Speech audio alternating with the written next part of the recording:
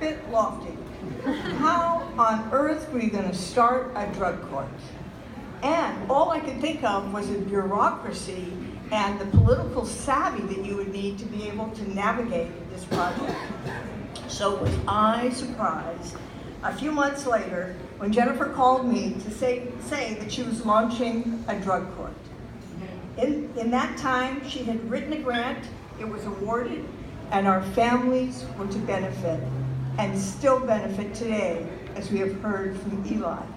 Our families continue to benefit from this drug court. Family Treatment Court is a wonderful collaborative that engages stakeholders from all different areas and levels. We work with the Infant Parent Program at San Francisco General, providing wonderful mental health services for the clients. We work with the San Francisco Human Service Child Protective Services, and Barry Johnson is here tonight, and he's the program director there. We also work with judges, and we have in this room tonight Judge Kelly, Kathleen Kelly, Judge Patrick Mahoney, Judge Linda Colfax, and Judge Anne Christine Masulo. Thank you all.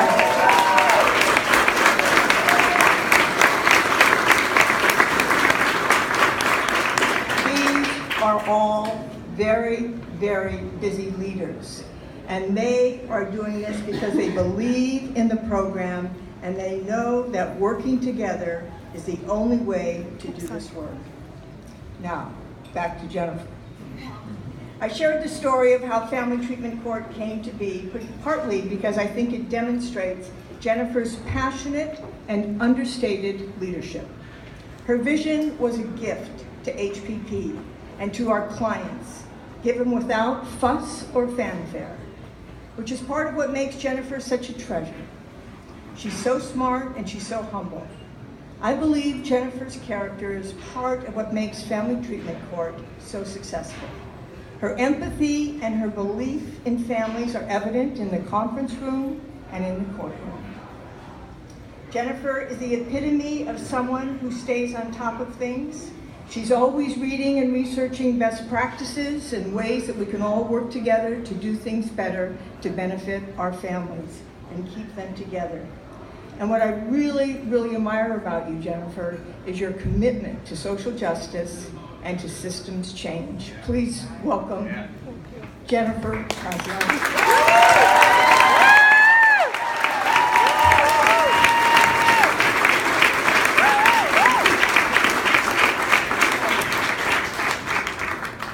I'm not used to giving speeches like Martha is. But thank you so much. It's such an honor to be here. And just really to work with all of the amazing people on the Family Treatment Court team. Back when we started off in 2007, we were very small, but we had a really big vision that families in crisis need a team of people across disciplines working together to nurture success. We're still working on that, but we've come a long way. We would not have gotten off the ground without each team member pouring their heart and soul into our collaboration and pushing each other to keep children and families at the forefront of everything we do. So it's a little embarrassing because my account of how we started is different than Martha's. It's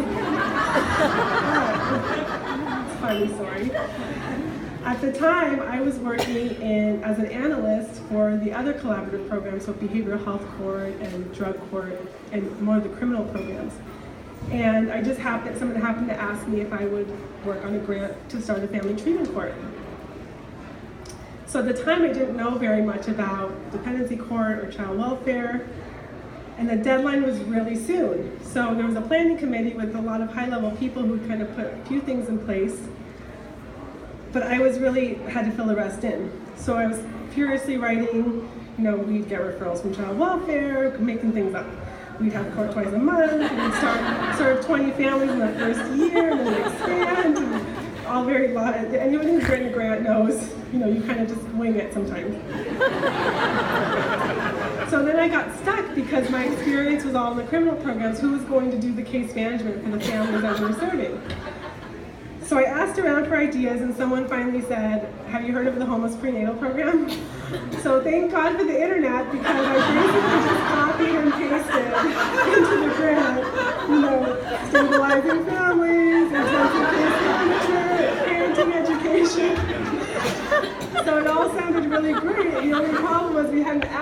HPP. So at the time, I said, what the heck, we don't even know if we're going to get this grant, so we'll just see what happens. And needless to say, we did get it. And I'll never forget that first call to Martha. We kind of wrote this grant. You're kind of one of the main partners. What do you think?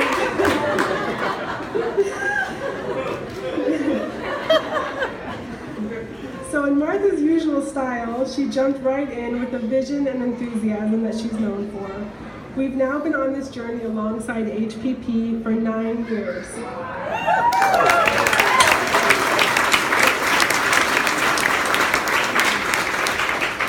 HPP's openness to trying new approaches and pushing forward this tremendous collaboration has been an anchor for our program. It's really been a grassroots effort here. From our very first graduate, Eli, who you heard now is the family case manager and I have the privilege of working so closely with, to our current program managers, Eden and Betty, to the whole case management peer mentor team. I'm going to name them: Alicia, Mauritius, Angela, DeAndre, Carla, Sam, Christina, Darling, and Ramona.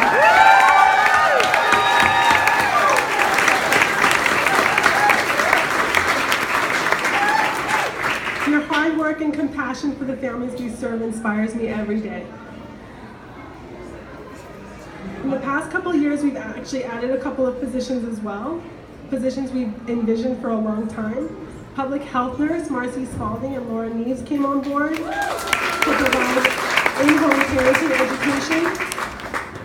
We added a children's services coordinator, Heather Clendenin Lemoyne, who couldn't be here tonight. I lost track of my, there we go. And of course there's Dora, right here in front of me. He came as a mole for the dependency panel the very first day and stuck with us ever since, pretty much in any capacity you can imagine. She's been very instrumental to the work that we do. I'm sorry, I'm losing my train of thought. Each of these roles helps to bridge communication and break barriers and pave the way for the families we work with to succeed.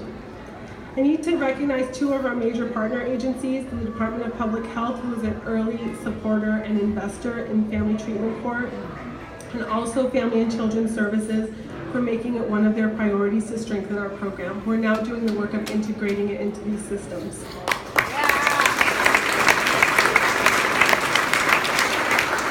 Thank you, Barry, Janice, Miriam, and Lisa Lightman. I hope I didn't miss anybody. Finally, I want to thank our judges, Commissioner Lyons, our very first DDC judge. She planted the seed and nurtured us in our very early years. Judge Mahoney, who really was amazing. He kept us alive when the court was going through that economic downturn and really cutting programs left and right. Judge Woolard for getting us back on our feet. Judge Colfax for pinch hitting when we needed that extra support. And finally, Judge Kathleen Kelly.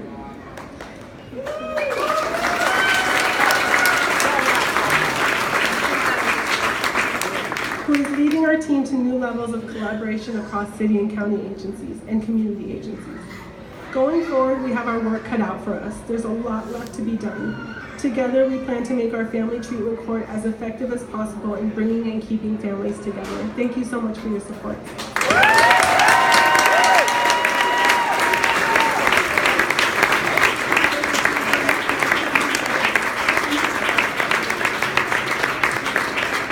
Right now, we'd like to ask Judge Kathleen Kelly to come up to the podium.